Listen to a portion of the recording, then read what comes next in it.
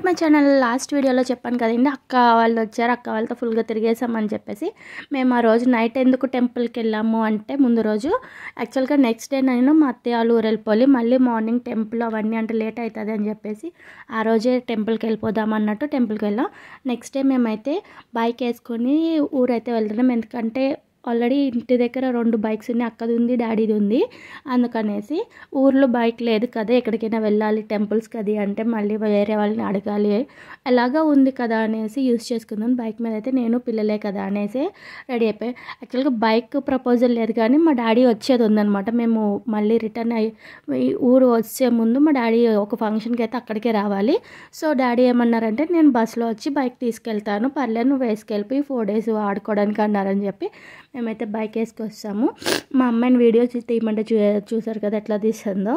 ఇది యానం బ్రిడ్జ్ అనమాట. వాటర్ చూసారా మీకు క్లియర్గా కనిపిస్తుంది. ఒక సైడ్ బ్లూ, ఒక సైడ్ ఏమో సీ వాటర్, ఒక సైడ్ ఏమో ఈ వర్షం నీళ్ళు అవి ఉంటాయి కదా ఫ్రెష్గా, అందుకని 2 షేడ్స్లో వాటర్ అయితే ఉందన్నమాట. పైన ఆకాశం కూడా చాలా బాగుంది.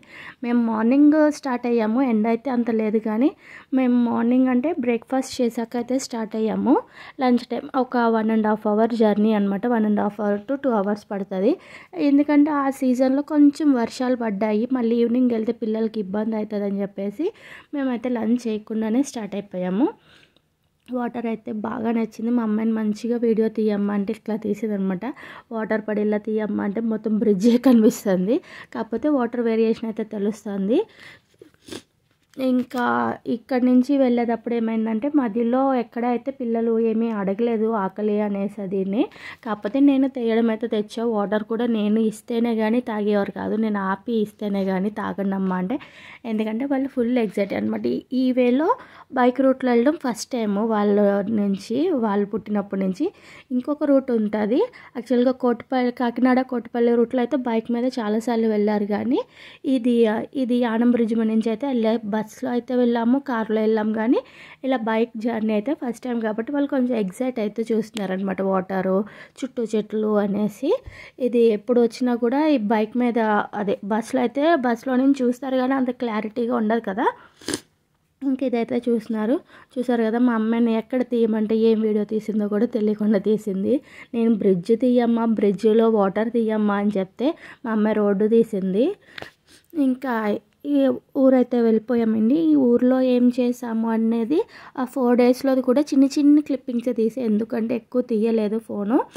ఇంకా ఆ చిన్న క్లిప్పింగ్స్ కూడా నేను ఒక వీడియో చెప్పి నేను ఏం చేశాను అయితే నెక్స్ట్ వీడియోలో అయితే పెట్టేస్తాను. ఇక్కడ వ్యూ అయితే చాలా బాగుంటుంది. ఇది బాగా ఫేమస్ అన్నమాట. ఏంటంటే యానం కదా, మనకి యాక్చువల్గా ఏమవుతుందంటే పెట్రోల్ కాస్ట్ ఇక్కడికి మనకి కాకినాడకి తక్కువ ఉంటుంది, కాకినాడ మీద యానంలో తక్కువ ఉంటుందని చెప్పి చాలాసార్లు మేము కాలేజ్కి వెళ్ళేటప్పుడు ఏం చేసేవాళ్ళం అంటే, సరదాగా బీచ్ చూసినట్టు ఉంటుందని చెప్పి అక్క నేను వచ్చి పెట్రోల్ కొట్టించుకోవడానికి యానం వచ్చేవాళ్ళము. అలాగే బీచ్ దగ్గర నూడిల్స్ పాయింట్ ఉండేది, చాలా టేస్ట్ ఉండేది అనమాట. అప్పుడు మేము కాలేజ్ చదివినప్పుడు స్టార్టింగ్ చాలా టేస్ట్ ఉండేది.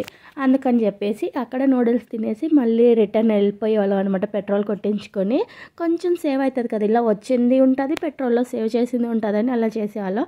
ఇప్పుడు కూడా చాలామంది వేలో వెళ్తే ఖచ్చితంగా యానంలో ఫుల్ ట్యాంక్ చేయించుకుని వెళ్తారు, బైక్ అయినా కార్ అయినా కూడా. ఎందుకంటే కొంచెం తగ్గుతుంది అనేసి. ఆల్మోస్ట్ 5 to 10 rupees వేరియేషన్ అయితే కంపల్సరీ ఉంటుంది. మినిమం 5 to maximum 10 rupees ఉంటుంది. ఇంకా బ్రిడ్జ్ ఎండింగ్ అయిపోయింది. చూసారు కదా వీడియో. ఈ వీడియో నచ్చితే లైక్ చేయండి, షేర్ చేయండి, అలాగే సబ్స్క్రైబ్ చేయడం అస్సలు మర్చిపోవద్దు. నెక్స్ట్ వీడియో కోసం వెయిట్ చేయండి. Thank you so much for watching.